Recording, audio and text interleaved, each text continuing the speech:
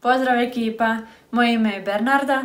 Nažalost, zbog trenutne situacije nisam u mogućnosti doći iz Bosne za Osijek održati predavanje, no kako ne biste bili zakinuti s tim da me je dosta osoba pitalo kada će biti predavanje, gdje će biti predavanje, kolegica Antonija i ja smo odlučili predavanje snimiti kod kuće te vam ga poslati kako biste ga svejedno čuli.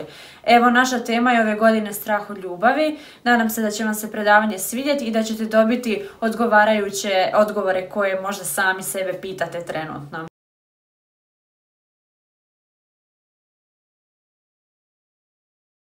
Puno je opisa ljubavi, puno je definicija ljubavi, isto tako i puno očekivanja od nje same. Tako da je vrlo lako moguće razviti nekakav strah, pogotovo ako nikada nismo doživjeli onu pravu, autentičnu ljubav. Upravo zato i doživljavamo strah. Nekako je u ljudskoj prirodi bojati se onoga što nam je nepoznato. Poznati neurolog i utemeljitelj psihoanalize Sigmund Freud postavio je teoriju kako strah od ljubavi proizlazi duboko iz naše podsvijesti. Prema toj teoriji, posebno kod muškaraca, takvi nekakvi strahovi sežu od djetinjstva. Na primjer, nekakva tipična situacija. Majka je sve prisutna i uvijek brižna, dok je otac fizički odsutan i emocionalno udaljen. Taj primjer pokazuje kako muškarci koji su odgajani u prisutnosti majke, a odsutnosti oca, prema nekakvim istraživanjima, zapravo se ne osjećaju bliže ženama, dapače boje ih se i zapadaju u takozvani majčin kompleks.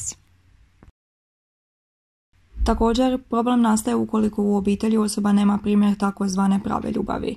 Ako već kao djeca pojedinci gledaju kako majka i otac nisu složni, kako se neprestano prepiru i ne pronalaze rješenja za nekakve svoje probleme, ponekad svjedoči fizičkom nasilju među roditeljima, može čak i nasilju nad samim djetetom. Takve i slične situacije ostaju u njihovoj podsvijesti koja percipira takvo ponašanje kao normalno. Laički rečeno, njihova podsvijest ne poznaje bolje. Pa kako odrastaju, shvaćaju da ne žele uspostavljati takve odnose jer ih ne smatraju pozitivnim iskustvom. Jedinim logičnim slijedom onda se takvi pojedinci u potpunosti distanciraju od svih emotivnih veza. Kod žena razlozi su malo drugačiji. Također može postojati obrazac ponašanja koje one uče, gledajući odnose u obitelji kod bližnjih, ali najčešći razlog straha je neprihvaćanje sebe. Ostavljanje od prijašnjih partnera, žene gube povjerenje u suprotan spol i, nažalost, vrlo lako gube samopouzdanje i samopoštovanje. Kako nekako imaju tendenciju previše razmišljati i smatraju da se moraju promijeniti samo kako bi se svidjeli muškarcu koji im se sviđa. Ostavljeni i povrijeđeni, svi nekako imamo tendenciju razmišljati kako nismo dovoljno dobri za tu osobu, kako možda nećemo biti dovoljno dobri ni za nekog novog partnera. Bojimo se prikazati sebe točno onakvima kakvima jesmo, pokazati svoje potpune osjećaje jer se bojimo odbijanja. I jednom kada budemo odbijani, to ostavlja trag na nama. Uvijek podsvjesno imamo u glavi što smo napravili prošli put i to je sve dovelo do prekida i odbijanja i upravo zbog toga počinjemo vjerovati kako prava ljubav ne postoji, jer što god mi napravili završi isto. Tada razmišljamo kako ćemo na kraju opet biti povrijeđeni i upravo zato sebi govorimo kako to više nikada nećemo sebi učiniti. Zašto bismo to sebi učinili? Niko ne želi biti odbijen i povrijeđen. I što onda radimo? Fiziološkim mehanizmom branimo sebe. U poslovici flight or fly mi uvijek biramo ono fly, znači štitimo se kako bismo preživjeli. Zatvaramo se u sebe, ne trudimo se uspostaviti nikakav kontakt ni komunikaciju s potencijalnim partnerom. Bojimo se izložiti se, otvoriti drugoj osobi i riskirati loš ishod. Zato postavimo zid koji nitko ne može prijeći, ulazimo u zonu sigurnosti i vrlo se često tamo udobno smjestimo. I kako izaći iz te zone? Kako ipak prevladati strah? Ono što zapravo trebamo znati je da ljubav ne boli. Ljubav nas ne napušta. Za naše loše iskustvo s ljubavi zaslužna je osoba, ne emocija. I da bismo poništili strah koji nas prati, na primjer od djetinjstva, trebamo racionalizirati kako takvi odnosi nisu normalni. Voditi se tim primjerom kako emotivna veza ne bi trebala izgledati. Za funkcioniranje veze ne smijemo se osloniti na drugu osobu, već na sebe.